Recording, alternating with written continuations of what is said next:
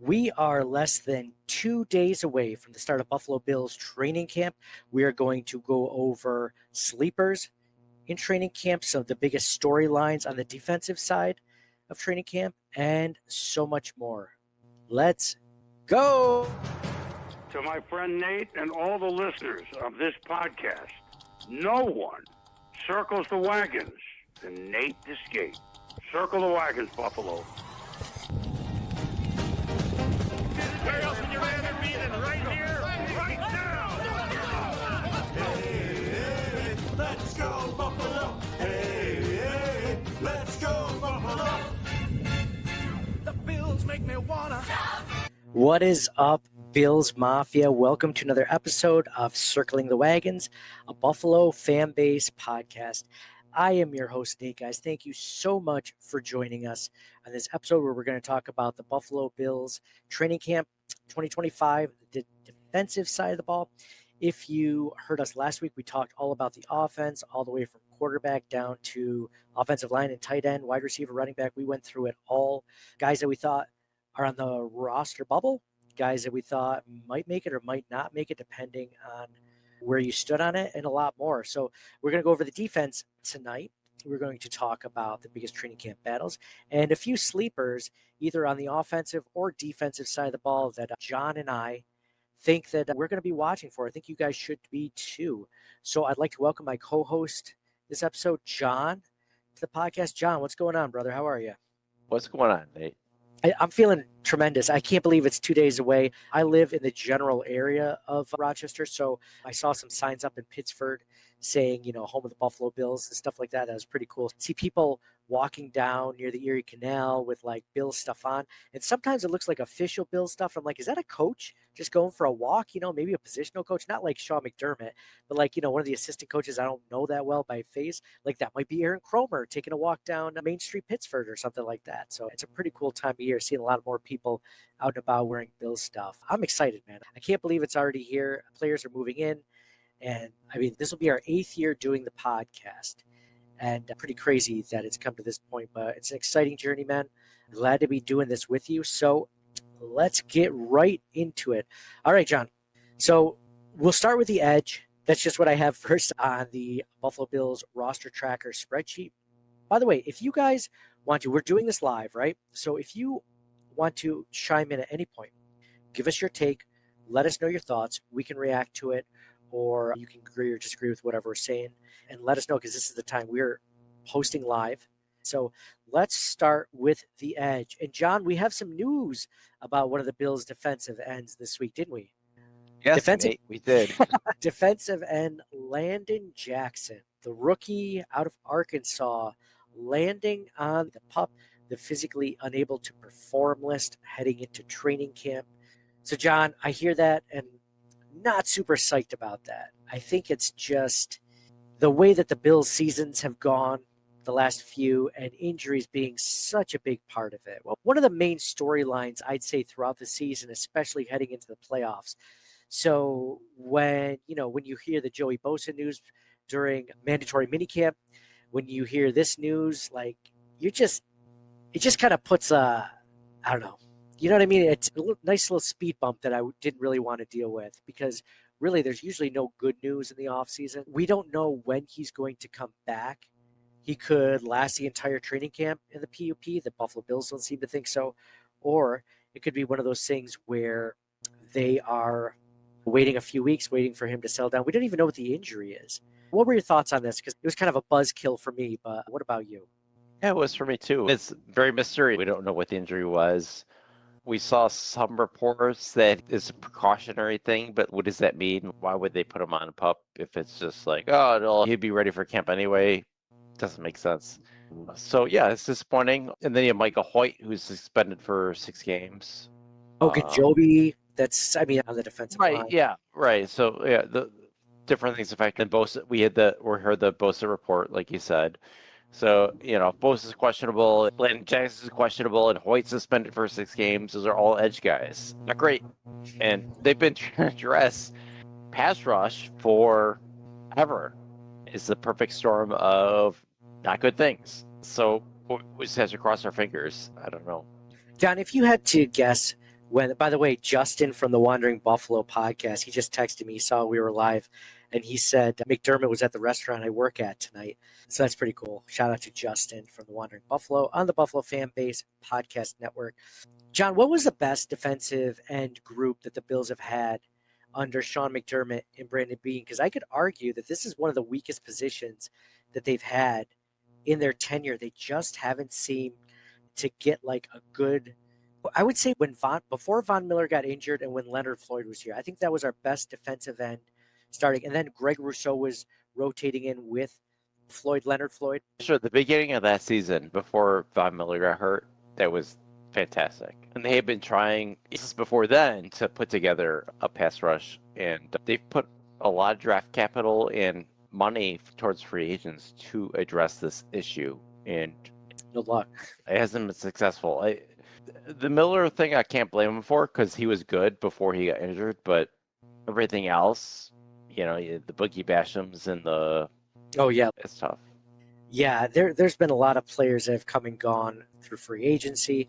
I mean, the defensive tackle group has been somewhat similar, except that they've kind of hit on Ed Oliver. I think they mostly hit on him. Daquan Jones was good for a while. He's still kind of questionable at this age. They just haven't been able to put it together fully. And I don't know if they really truly have since Bruce Smith. Who else? Phil Hansen was on there. Yeah, it was a 3-4. So they had like Jeff Wright. And then Bryce Pauper. Yeah, Leah Seals was defensive end. Yeah, they different players. Yeah, I mean, when you utter the name Bruce Smith, like nobody's gonna compare. So like, it doesn't matter who was on the line with him. There's no. I mean, maybe like the Aaron Schobel years. Aaron Schobel's really good. Aaron Schobel and Chris Kelsey were a decent duo. I have my reservations with Kelsey, and I think I preferred Ryan Denny. You loved Ryan Denny. But now this is a deep cut. If you're listening or watching, the Denny Kelsey discussion from the early 2000s. John was banging on the drum for Ryan Denny. Schobel is great. Like he said Brady more than any other person. I think that still stands. At least on the Buffalo Bills. No, I think. Well, I mean, they played him twice a year, but I think that still stands. But no, they've been trying to do that. Like, look at the Eagles, like that pass rush against Mahomes in the Super. That's what they're trying to. They've been trying to do that. They're they just haven't quite gotten there. Every team's trying to do what the Eagles can do when you get pressure with just 4 and you stop Patrick Mahomes completely. Yeah. Trying to do it for the last 7 years, and they haven't been successful. Literally, the Eagles, they've been trying to do it. Seriously, no luck. That's why they're spending all this draft capital, like every single year. Like they got, and even this, they got a second, third, fourth round picks all on the defensive line, and then 2 free agents, three free agents, Bosa, Ogunjobi, and Hoyt. So 3 free agents and 3 rookies within the first 4 rounds. All on the defensive line. They're still trying to do it. So hopefully, all you really realistically need is 1 to hit, and then the rest of them to be complementary, right? So just 1. You got to roll the dice, get one of them a hit, and the rest of them will elevate. I like what they've done with the draft. I like both the Bosa pick. He's got to stay healthy. It's the same thing with Von Miller. It's a risk. It was a Jordan Poyer risk. When they brought in Jordan Poyer, he had been hurt in his career. They brought him in, and he managed to stay healthy, and it was a great thing for them. It's kind of like one of those situations. Yeah, I mean, just going through the list of all the different position groups, I see from left to right, and we just talked about edge of defensive tackle, but linebacker they've hit on through the draft, and cornerback they've hit on through the draft, nickel, safety they've hit on through the draft or free agency, all those other positions, tackle, guard, on the offensive side, wide receiver, running back, tight end. Tight end they kind of hit on, nothing crazy, but I mean, you could argue that they've done a pretty good job, decent to above average in almost every other positional group. Just edge, I love Greg Rousseau, but I mean, he's just not that stud pass rusher that you need to account for every single. He's a complimentary guy on the other side. Exactly. You get a Von Miller on the side, peak Von Miller, and Greg Rousseau is going to eat up on the other side, right? So I think that was probably Greg Rousseau's best season. Is Von Miller's healthy season in 2021? Whenever that was. So anyway, I know we're going down a rabbit hole. Let's start off. We have Greg Rousseau, which you just mentioned. Joey Bosa, hopefully he's comes back pretty healthy going into training camp in a day or two. AJ Epinesa, Landon Jackson. We just mentioned the injury with Landon Jackson. Jevon, Solomon, and Michael Hoyt. Also below the line, which is kind of like the line where I have the 53-man roster projection right now, I have Hayden Harris and Paris Shand. Any thoughts on any of these positions? I guess just to start off, it's pretty much going to be Greg Rousseau starting. And then I feel like Joey Bosa is going to be rotating in on passing downs, and he'll be rotating on his side with either AJ Epinesa, Landon Jackson, Jevon Solomon, Michael Hoyt. I mean, those three. That's kind of how I see this group lining up. What about you? I agree. Rousseau's going to start. Bosa's going to do the Von Miller role, I guess. And then it's going to be rotating Epinesa to Jackson and Hoyt and Solomon. Solomon's good too. Same thing. I mean, to start training camp, it's going to be really interesting to see who is starting opposite of Greg Rousseau, or who is the next one to go in for him or start opposite of him, whether it's, I imagine it's going to be Joey Bosa a lot to begin with, but who's next? Is it AJ Epinesa then stepping in for Joey Bosa? Is it Landon Jackson? One of my sleepers comes from this group, and it's Jevon Solomon. I mean, I liked the idea of Jevon Solomon coming out of Troy. I mean, it was just his size. He was more of an outside linebacker, so he was smaller in stature. He still is, but that was a guy who led the FBS in sacks. So 2023, I'm interested to see. He's my sleeper pick as someone I could see potentially probably not starting off, but maybe fighting AJ Epinesa if Landon Jackson stays injured. I'm going to be really interested to see what happens with him. Does he become a completely nameless player on the roster, or does he take that step up and complement, the Bills' offensive line? Who knows? Maybe Jevon Solomon comes in on pass rushing downs at times instead of Joey Bosa to start the season, or maybe he just ends up being a depth piece, or maybe he's inactive. But he's one of my sleeper picks. So, John, do you have a sleeper pick in this group? I know I just gave mine. I'm going to do mine as I go through there's only one other one. So as a positional group, do you have one? Is yours Jevon Solomon? No, I wasn't thinking defensive line, but I think that makes a lot of sense, especially with we're not sure about the Landon Jackson pup injury thing, and then Mike Hoyt's suspended for 6 games, and then Bosa had some sort of injury in May or something. So, and Epinesa is more of a set the edge, run stopper kind of guy. So Solomon could certainly see a lot of playing time early on, and he's impressed in the past. So, yeah, I think that's a good pick for that. Oh, you're muted. Thank you. Jeez. He's one of those guys where, I don't expect a lot from him. I don't believe we saw any real hype from him in the training camp of 2024, but this is a guy that has a ton of potential. He's a later round pick. The traits are there, just like in a smaller school, just really undersized. There's things going against him, but it doesn't mean that there's not a role for him in this defense if the Bills can use him properly. Unfortunately, John, the Bills haven't really developed any defensive linemen just like heads and shoulders above where they were from a previous season.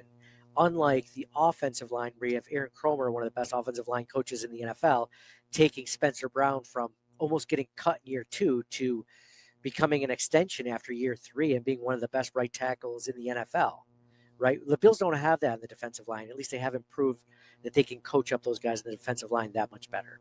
No, but there is a path for Solomon getting snaps because of suspensions and injuries. So if he impresses and does well, and it happens early in the season. Yeah, I'm going to be watching. I'm going to be interested to see, especially, really they have one. If Joey Bosa is still injured for whatever reason, you have 1, 2, 3, 4 guys that are definitely making the roster that can play at defensive end. So obviously Hayden Harris and Paris Shand, but those guys aren't going to be lining up with the number 1 or 2 teams probably. So yeah, it'll be interesting. John, defensive line, we're moving over to the defensive tackle. Are there any surprises here when you look at it, or anything that you can see as far as, some guy getting a a few more snaps, or a guy that you're going to be watching for in this group. I think I know where he stands right now, but he could move up or down depending on how camp goes. This is definitely another very interesting group. I mean, we got Ed Oliver and Daquan Jones starting. Daquan Jones is getting older. TJ Sanders just signed. That's encouraging. I'm curious if Dwayne Carter is going to make an improvement this year. He's going to compete, right? And then I think the most interesting person for me is Ian Walker, the 4th-round pick. Big guy. I think he's kind of more raw, so he's going to need a little bit more work. But he's the most interesting to me of the depth players. They have a lot of depth at both, all over the defensive line, and I think that's on purpose. They're trying to hit on somebody. Throwing darts at a board, hoping they hit a bullseye, right? They got like 2nd-round pick on TJ Sanders, 3rd-round pick on Landon Jackson, 4th-round pick on Deanne Walker. Joey Bosa is a free agent. Larry Ogunjobi is a free agent. Michael Hoyt's a free agent. Like they're trying. Yeah, absolutely. So the starters, like you mentioned, Ed Oliver, Daquan Jones, the TJ Sanders. I'm glad you mentioned him just signing, because I forgot that was actually a big deal. Him being a 2nd-round pick and the only player that wasn't signed. The way I see it right now is Ed Oliver, Daquan Jones starters. TJ Sanders comes in for Daquan Jones on obvious passing downs. TJ Sanders is a pass rushing specialist, a defensive tackle. He's one of the best in college football at that. Dwayne Carter is my second sleeper, because I actually shared the interview that he did with Mookie Hawkins and Justice Radford of the Buffalo Fan Base podcast. So if you haven't checked that out, please do. It was a really good interview they had with him at Mafia Con. And, Dwayne Carter mentioned, getting together with Daquan Jones. Like he's one of those guys that's kind of like a big brother to him. He would have guys over, ask them what they were doing, especially rookies, newer guys. They might not know the area as well. They might not have a lot of friends or a lot of people that they know outside of the Buffalo Bills organization. So he'd invite them over. And Dwayne mentioned how much better he's gotten. I thought he showed flashes last season while he did get some spot work. Another injury for the Buffalo Bills. That's what he dealt with the second half of the season. I'm going to be really interested to see if he can step up, because right now, John, it's between him and Deanne Walker as the Daquan Jones replacement for 2026 next season. Who's going to replace him? Dwayne Carter has the leg up because he's been with the Buffalo Bills. He doesn't really have the size like Deanne Walker does. He's a much smaller guy. He's probably much closer to TJ Sanders in size.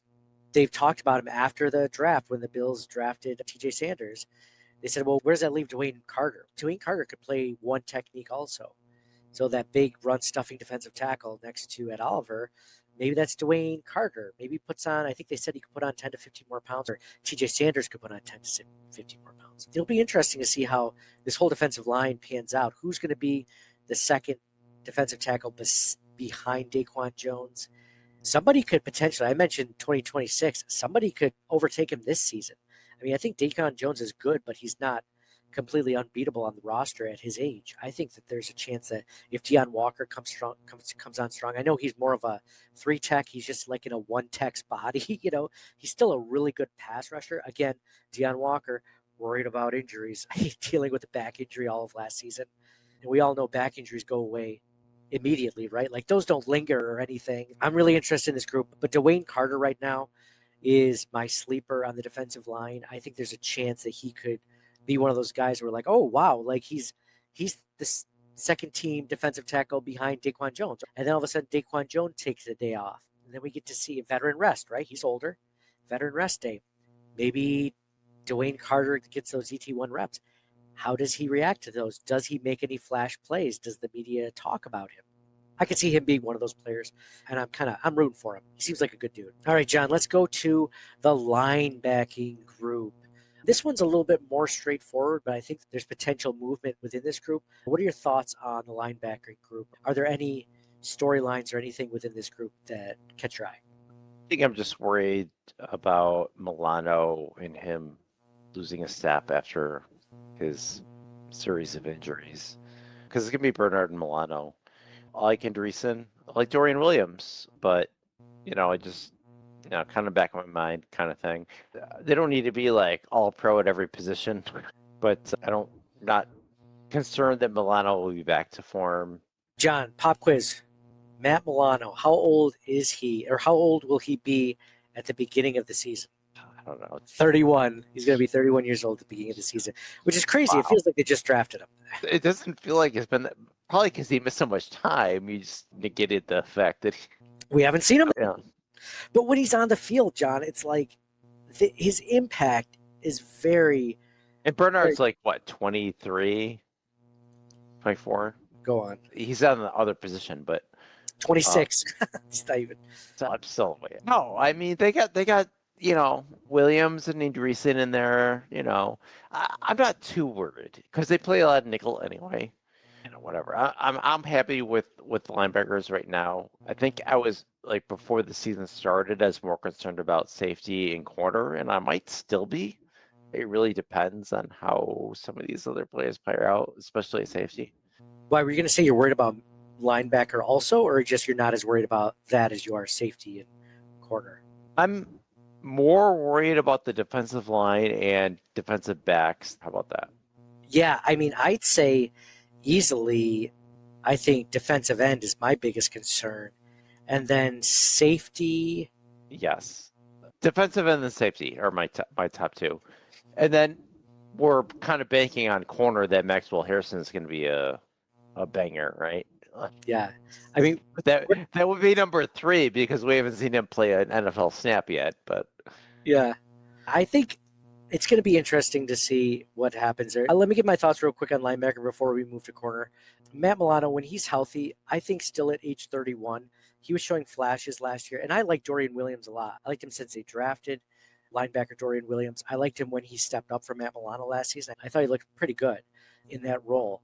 But when Matt Milano came back, it was noticeable, not because of how bad Dorian Williams played before him, because he didn't play bad, but just how good Matt Milano is when he's healthy.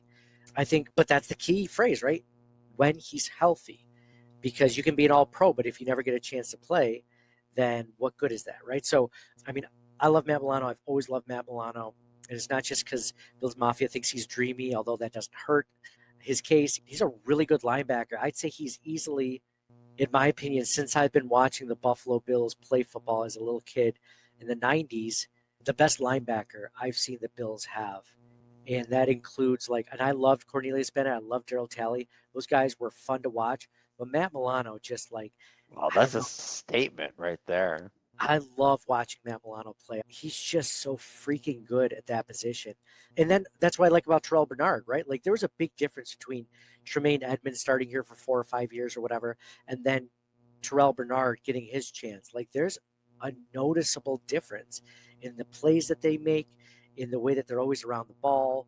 So yeah, Matt Milano is probably my favorite linebacker ever to play for the Buffalo Bills. But I know as a kid, you're like Cornelius Bennett, Darryl Talley, like those guys were really good. Don't get me wrong, but I don't know. I just love watching Matt Milano play. He's one of my favorite Buffalo Bills. Oh, and then going back to the other things, obviously Terrell Bernard, love Terrell Bernard. Dorian Williams, I like when they get Dorian Williams on the field for their 3 linebacker set. I think that is something they need to use much more often this season. I think that's going to be one, because you need to get Dorian Williams more reps. If he is going, Matt Milano did take that pay cut, took 1 year off his contract before the season. So Matt Milano is a free agent right now after the 2025 season. And who's going to step up for him? Is it a guy that they haven't drafted yet, or a guy that they haven't signed yet in free agency next season? Or is it Dorian Williams, a guy who's backed him up and played for him when Matt Milano has been injured? So get Dorian Williams in there on 3 linebacker sets, get him more reps, and go from there. But, I mean, Joe Andreessen, he went from being this homegrown UB Buffalo kid to most likely making this roster and making it out over Balin Spector. I love that story. He flashed in minicamp. We'll see what he can do at training camp, so I'll be watching Joe Andreessen there. Yeah, it's tough to play more 3 linebacker sets when you have a nickelback like Taron Johnson. Agreed. It's one of those things where they did it against Derrick Henry in the playoffs, and I thought that worked really well.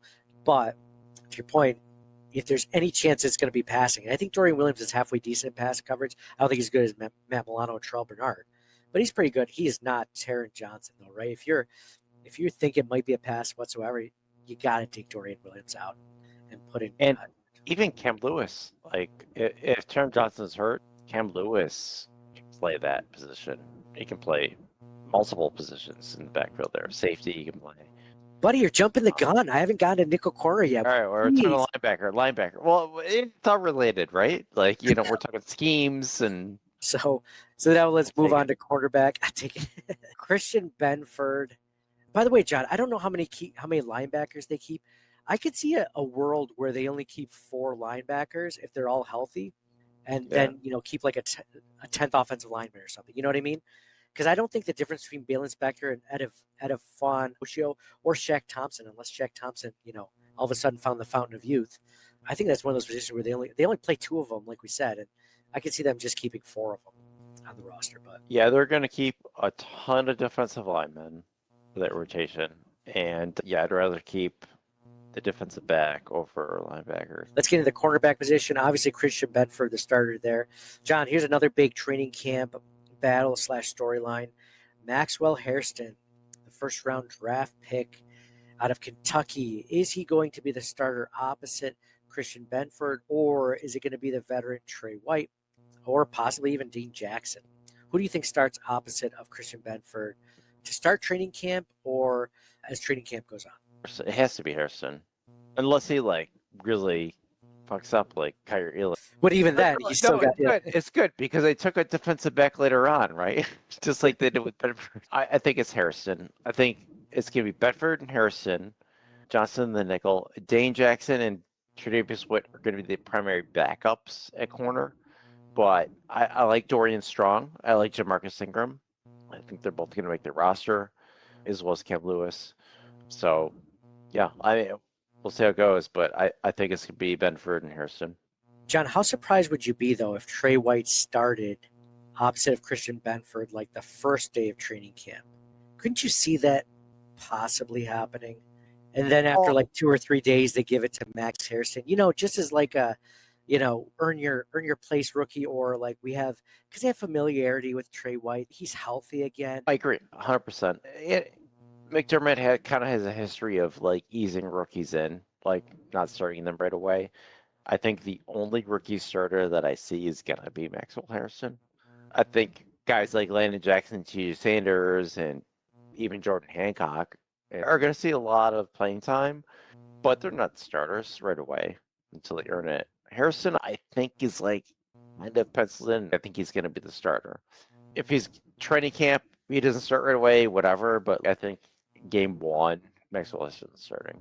Oh yeah, I agree. Game 1. I'm just wondering if I think he should be starting opposite of Christian Benford to start camp. But I could see Sean McDermott. Maybe that's even a good, fun, hard knock storyline. Is Max Hairston playing well enough to take over that CB2 position, the starting quarterback position? So it'll be interesting if they go that route. I feel like he should be. And from what I read from mandatory minicamp, from different reports, I mean, Trey White has definitely aged, right? Like, there's no confusing Trey White as far as he's still in his prime, or maybe he's close to his prime.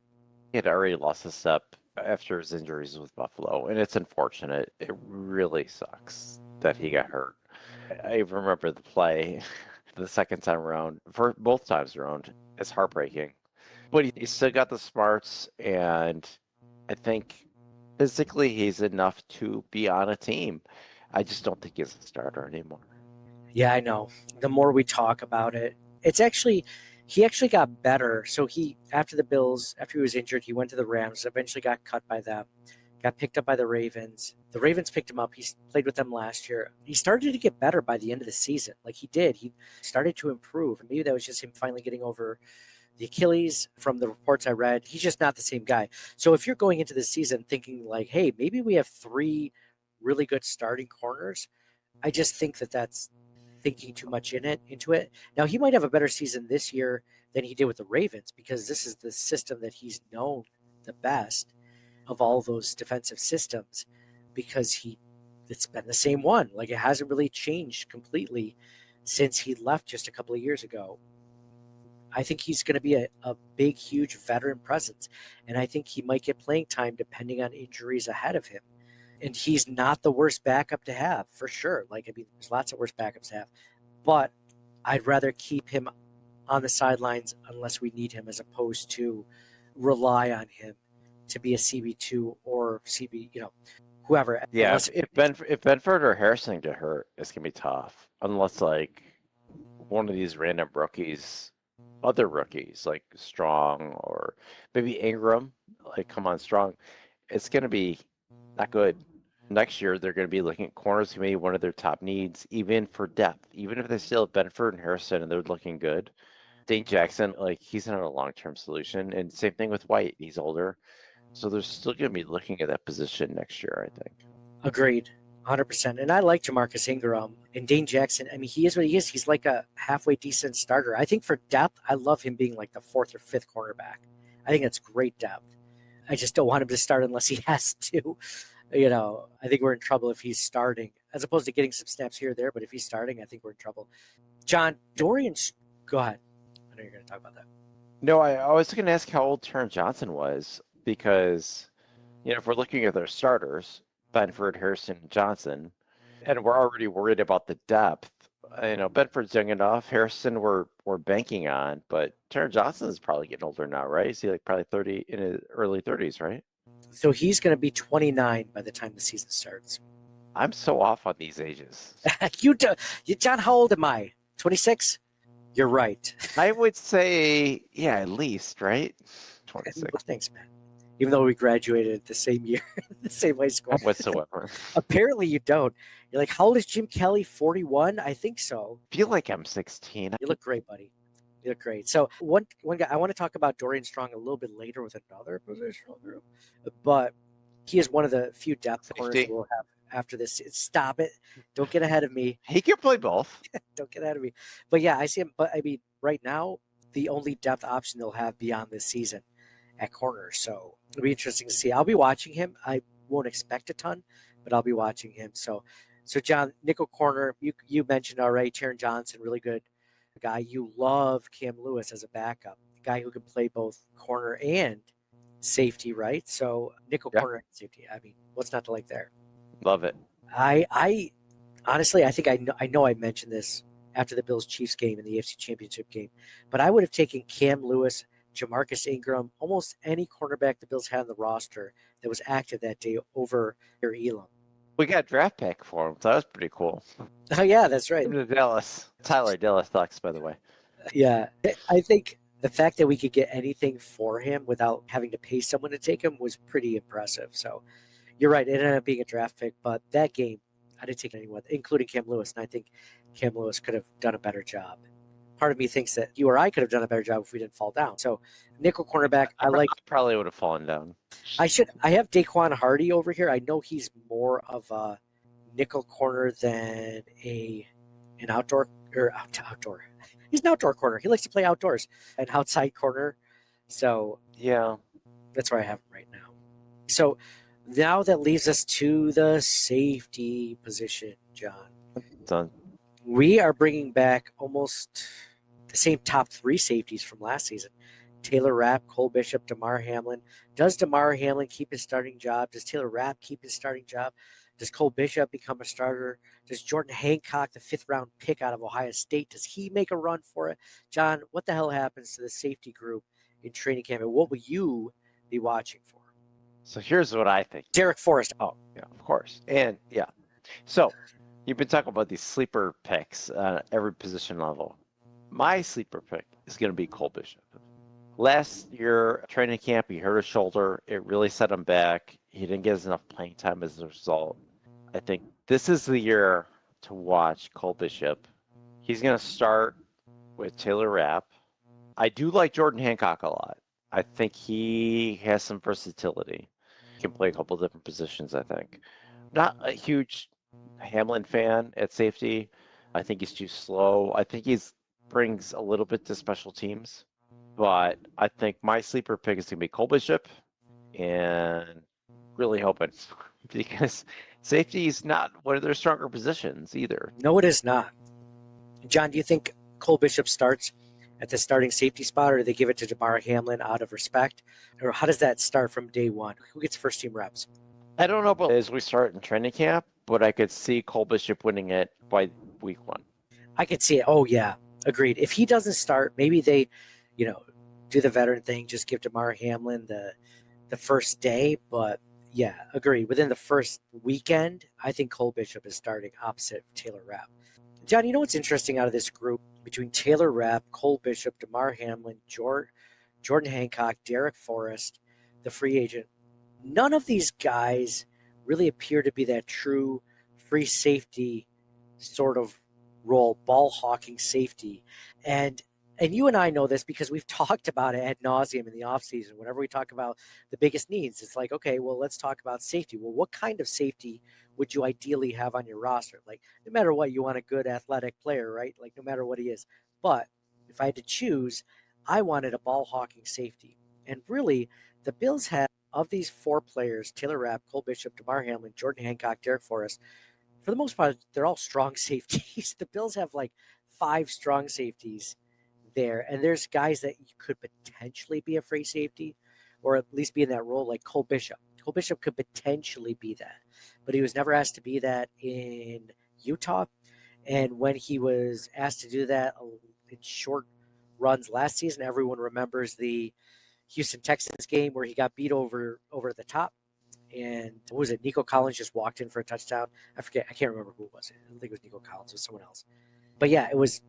The Bills have a lot of strong safeties on this roster, and that might not be the worst thing in the world. I think Cole Bishop is the long-term starting safety for the Buffalo Bills. I think this could probably be Taylor Rapp and Damar Hamlin's last season with the Buffalo Bills. So then you look forward, and the reason why I bring this up is because I think Dorian Strong, the rookie this year out of Virginia Tech, or Virginia, I can't remember where he came out of. But anyway, he was a ball hawking cornerback, and he was just kind of long and lean. And when I think about the Buffalo Bills long-term solutions, now this is how my mind thinks, like, does this guy fit a square peg in a square hole now, or is he a circular hole or circular peg in a circular hole for the future? And I think Dorian Strong could potentially be the starting free safety opposite of Cole Bishop in the long run. But we just mentioned how cornerback doesn't have a ton of depth after this season. Same thing could be said about safety besides Jordan Hancock. So that's one of my it's not really a sleeper. It's like a guy that, it's a thought I have that I have to share with Bills Mafia because they might see it too as time goes on. I want to be like, hey, I called it. I called it. So, John, any I thoughts like on that? I like it a lot. I like both Hancock and Strong because they can play different positions, and either one of them could end up filling starting free safety role. Like you never know, or even like when Terrence Johnson is gone, like a nickel role or anything like that. I think they're both really good. I'm happy with those picks. So no, that sounds good. Jordan Hancock is a guy I didn't mention specifically, but it was really interesting. I was listening to Eric Wood's podcast, and he had Brandon Bean on, and they did an exercise before the draft where they said if if the board falls a certain way and so is available in like day 3. I mean, Brandon Bean's like, give me 2 to 3 guys. He said this to each scout. Give me 2 to 3 guys that you would want us to pick based on what you've seen, and you just have a feeling about this guy. And the player that came up the most to the scouts in the room as a whole was Jordan Hancock, because he doesn't have blazing athletic abilities by any means. They were like, their logic was, when you watch him on tape, he's just a football player. Eye Like, test. through and through. The eye test, exactly. So I haven't been as high talking about him or thinking about him, but ever since that interview, I've been more and more intrigued with Jordan Hancock, and I think that this guy could potentially be a long-term solution at safety or nickel corner or somewhere along this team, because I mean that's high praise, for people saying that, the fact that he was available and he played on such a high-level team. Lots to like there. I don't love the group at safety. I think it's going to be maybe better than last season, but I think that the long-term solutions there there's options there, which I'm excited about because I think there could be upside. I agree. I think we're banking on Cole Bishop to taking that step. But yeah, they got guys who can play a position also. So yeah, it's gonna be very interesting. They obviously invested a lot on defense this year because like the offense is largely intact. The only difference is on offense, as far as starters go, is one of the receivers is going to be a different starter. Everything else is the same. Yeah, and we hit on that last episode. So if you guys haven't heard the offensive breakdown for each position, please go check that out. But yeah, you're right. John, we mentioned sleepers. Are there any other sleepers that you have for the Buffalo Bills? I know you already mentioned one, but before I mention another one, I just want to give you a chance to get one out if you had one. All right, I guess I will mention one. We were texting earlier, like, oh, I have two, one on offense, one on defense. All right, so if I had to pick an offensive one, last year they had Alec Anderson running a lot of extra offensive lineman stuff. I think this Jackson Hawes pick for tight end here, I think he's an excellent blocker, and I think they might try to find a way to work him in a little bit more. It's going to be obviously a unsung, unknown thing that because he's not going to be catching passes or anything, but I think he might work out well as a blocker for them this year. I like that one. I like that one a lot. I think that, John, I think there's a potential for like 10 to 15 targets for Jackson Hawes this season, out of the blue. Imagine, ever since the Bills drafted him, you and I have been talking about this, but, the Bills run 6 offensive linemen, the most of any team in the NFL. And what if they could run Jackson Hawes? And what if he could actually catch a pass in that position? I think this opens up a lot for the Buffalo Bills. Now, I agree with you. I love the prospect of Jackson Hawes. It does potentially make Anderson expendable if you needed to keep a guy like Ryan Vandemark, maybe, or someone like that. Potentially, if everything goes well. I'm not saying Alec Anderson's expendable, but like they don't have to like every single play be like, oh, number 60 or whatever his number is. Oh, he's eligible. No, I think they brought him in to be another blocker, and I think he's really good at it. I'm a little bit worried about. So we're talking about like sleepers and stuff. I'm worried. I think I've mentioned this on other podcasts, but I'm worried about Kincaid. I don't think he's a complete tight end necessarily, and because I don't think they should run as much 12 personnel. 2 tight ends. So if they're not going to run 2 tight ends, their primary tight end probably should be Knox, even though Kincaid might be a little bit better as a pass catcher, but Knox can do both better. I think Kincaid might end up being a bust for the Bills. So, John, this actually has 100% to do with my last sleeper pick, which I have as Dalton Kincaid. I think you're like, I'm really worried. I disagree with you. You're like, I'm really worried he's a bust. And I'm like, oh, he's not gonna like what I just.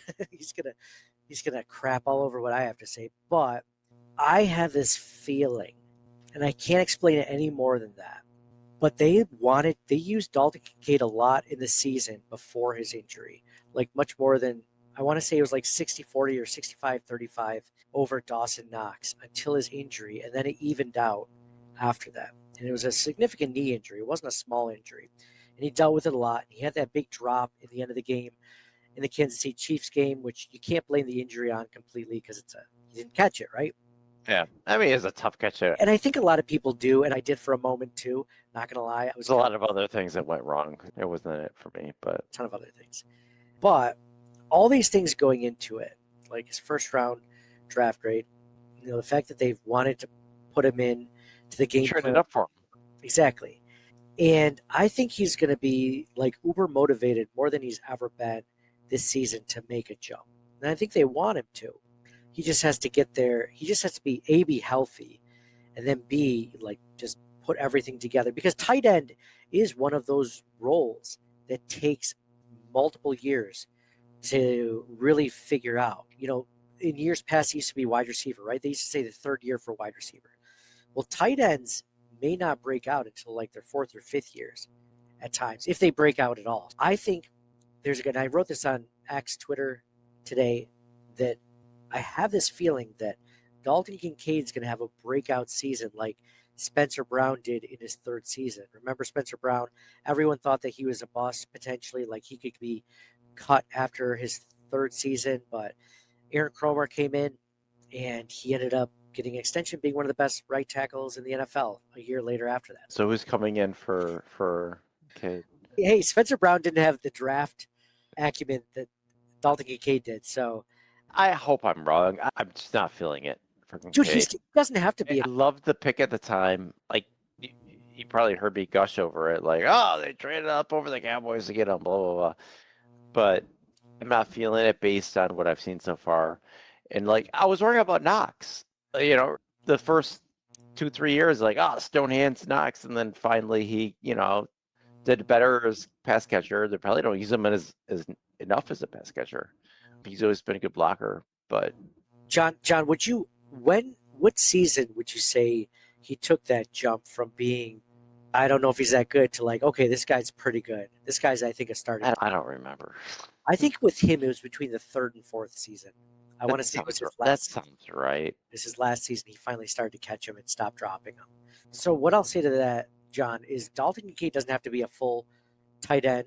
He doesn't have to be the best pass blocking tight end, but I think he can be a really good pass catching tight end.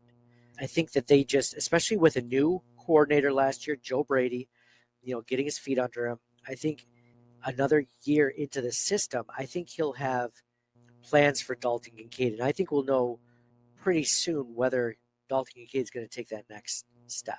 For me, for some reason, I just get that feeling that he's going to get to that next level. I think the hard part for me is the usage.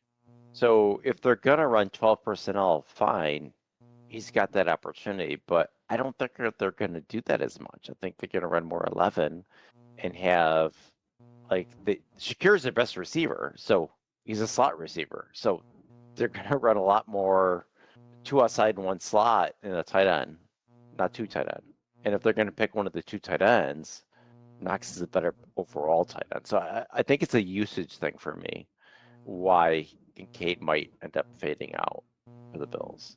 And then that leads me to, you're talking about Kincaid, I'm thinking about Coleman, another higher draft pick, top of the second round. I think Coleman could take the next step this year with either whoever ends up winning the other, Palmer versus Elijah Moore. I think Coleman could take a step. He had an injury last year that he was good, really good for the first 4 or 6 weeks, and then he got hurt, and then I think he kind of struggled to return from that. So I'm excited about that. I think if he's healthy, I think he'll be. I think that's the big difference. Is I think he was on track to have a good season, not a great season, a good season, but right as a rookie. Exactly, John. How many times, percentage of plays on the offense, do you think the Bills played 2 tight ends last year? So we should compare, like, when Brady took over versus when they drafted Kincaid, because I don't think Brady was the guy when they drafted Kincaid, right? It was No, it wasn't Brady. Right. So we need that comparison, like how much has the usage increased or decreased? Let's see. Brady took over technically in 2024 last year, even though it was part of 2023. Do you want to see? You want me to give you what 2023 was? Sure. So in 2023, they played 2 tight end personnel. They were 19th in the NFL with 17.8%. And that was like Brady was there for maybe half the year? Bottom half. Yeah, I mean, about half the year. That's about right. So 17.8%, bottom half of the league. Guess where they were in 2024? Higher or lower? What do you think? Lower? Same? The Buffalo Bills finished 28th in the NFL, even lower, less. So I don't think that that's something that they really like to do. No, I think that was the previous guy's thing, and they drafted Kincaid thinking they were going to run more 12 personnel, and then he got fired, and then they're like, oh, let's not do that anymore. And who's the better tight end, Knox or Kincaid? I think it's Knox as an overall tight end. Is not a fantasy football player, but like is a real NFL tight end, Knox is better. Yeah. I mean, all around, especially after the injury. After the injury, I don't think it was any question. But a healthy. Of course, that's saying a lot for the Buffalo Bills this year. At any year, a healthy so and so means that they can have a good chance to start or, play a significant amount of snaps. So we're in the same spot. By the way, I added that meme to our Instagram page, our Twitter page. I don't know if I did Twitter, but Facebook. If you're not following us, by the way, at CTW Pod, Circling the Wagons Pod. I did that, that famous, the CEO meme that's going around. him and the the head of HR. Did you see that one? The Coldplay concert one Yeah. where the guy's Oh, holding. there's memes of that. You see the ones with like the Chiefs and the refs. Oh Like, yeah, refs. Steelers in 9-8. Yeah, there's been some good ones. I had one where it was like the Buffalo Bills. And it's like holding like key injuries to key players, during or into the postseason, because it always seems to happen. Those always seem to get injured. there's like 1 year in the last 8 years where it didn't happen. I know. What was it? Like, The 2022 season, the Chiefs game, the 13 seconds. I think it was the one season that they were healthy. That should be like the Voldemort of Buffalo Bills fans. The season that shall not be named, the 2022 season. Could have had it all. We'll see.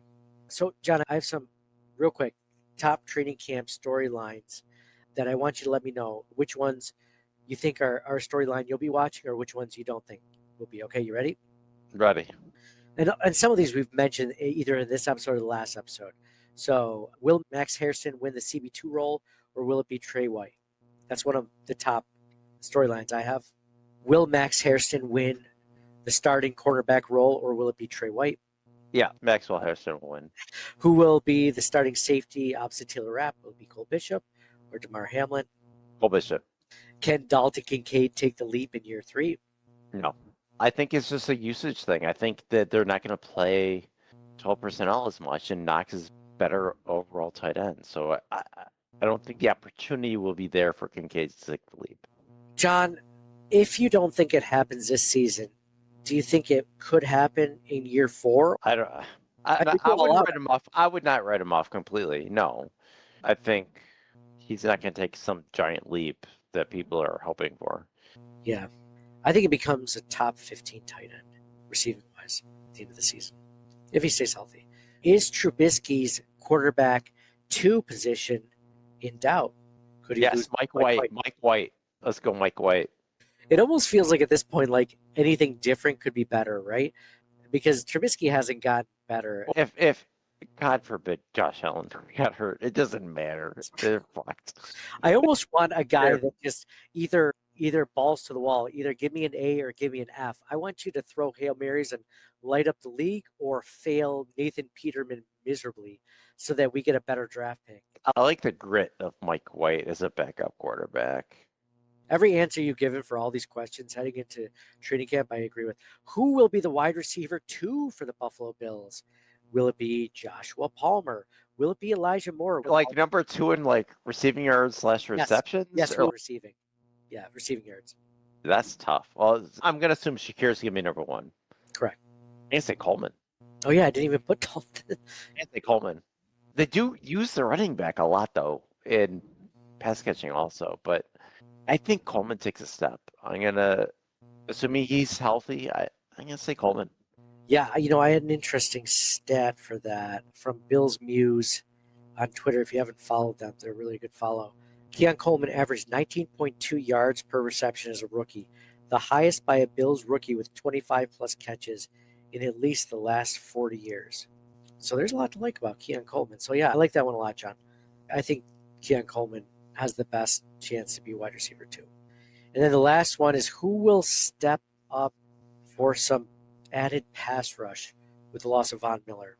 Who will step up? It could be a defensive end. It could be a defensive tackle.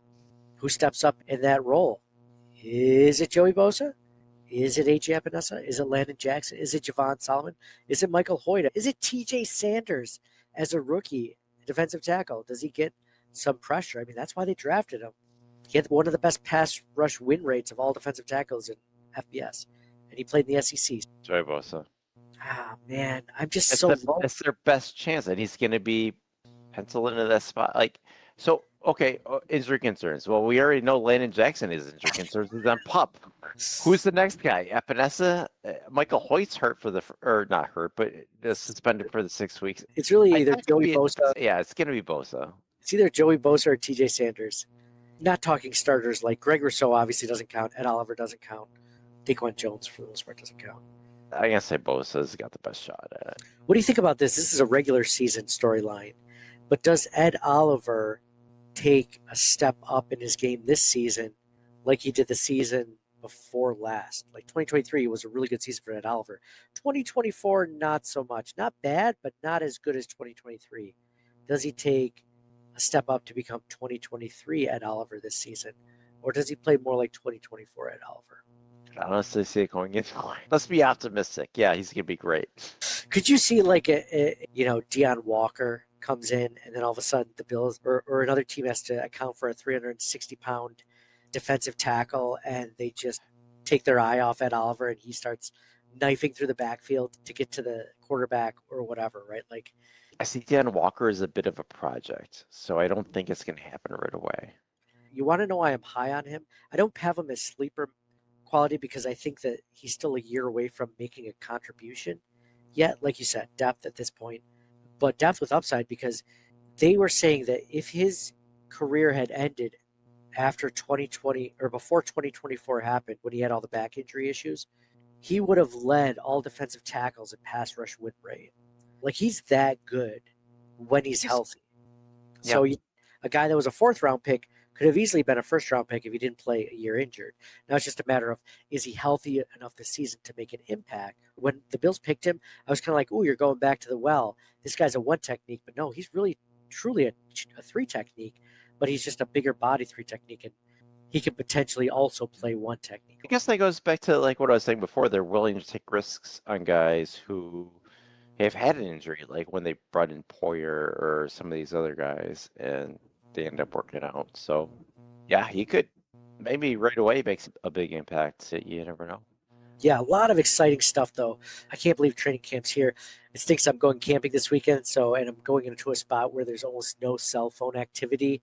It's for the family. It's a good time. I'll be checking my phone as often as I can to see if there's any updates, hopefully good updates or any, training camp battles, stuff like that. We'll be here to talk about it. Hopefully this Sunday, John, go over what's happened in the first half week of training camp and go over all the big training camp battles. Basically everything we discussed in the last 2 episodes and kind of summing it up and have some roster battles to watch and training camp storylines to go on.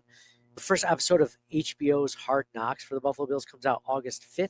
So that's in a couple of weeks. So that's exciting. When my wife and the kids are asleep, we'll just bro out, watch it together over. Never seen a Hard Knocks episode before. It's worth seeing the first one as a Bills fan, as a Buffalo Bills, right? So yeah. Me either. Did I ever tell you I had it growing up? Like we had it. It wasn't illegally. They just didn't turn it off on the telephone pole or whatever. Like we got free HBO for like 10 years. It was crazy. So like I've actually seen more movies than I should have seen because of it. But nice. Yeah, it's the only time I really ever had it. So eventually they figured it out. They had to fix something else. The telephone like, oh, these guys are getting free HBO. Click. Like, oh man. Speaking of houses, did I tell you the story about how I met the guy who designed Josh Allen's and Deion Dawkins' house?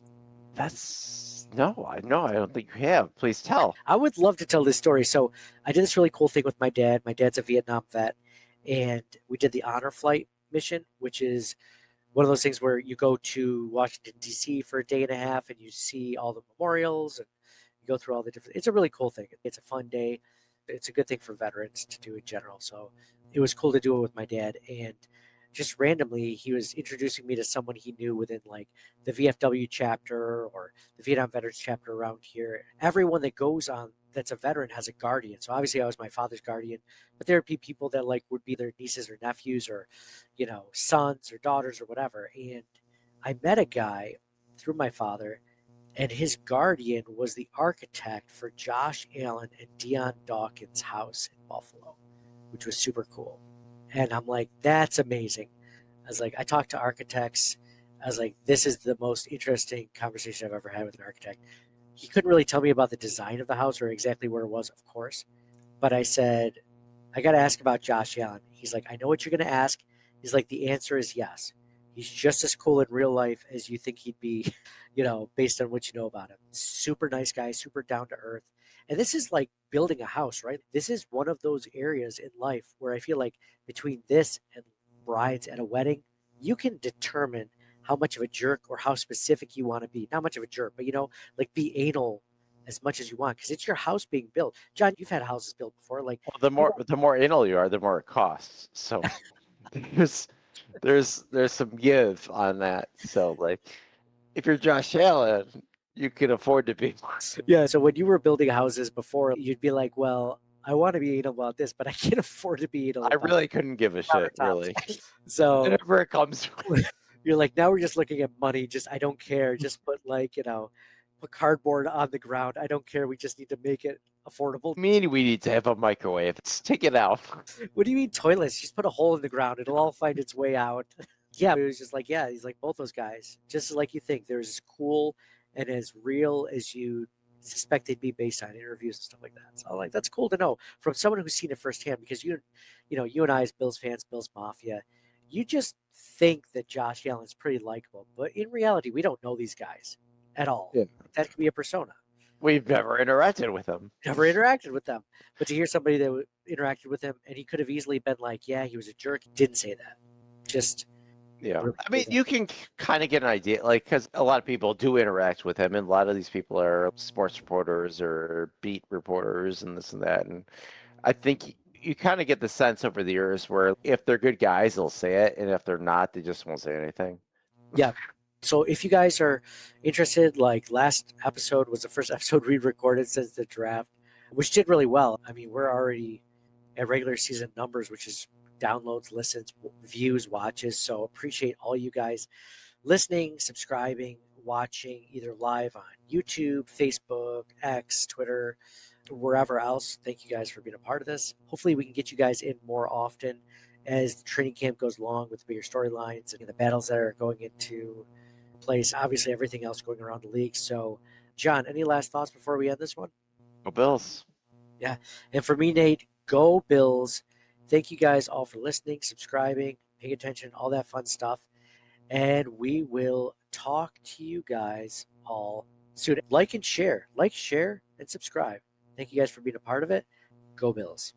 Thank you for listening to the Circling the Wagons podcast. Download and subscribe to us in your favorite podcast service. Email us at ctwpod@gmail.com. That's Charlie Tango Whiskey Pod @gmail.com. Follow us on Facebook and Twitter at CTWPod. And most importantly, go Bills! Nobody circles the wagons like the Buffalo Bills, Nate. If the whole show is called Circling the Wagons, say no more. I love it.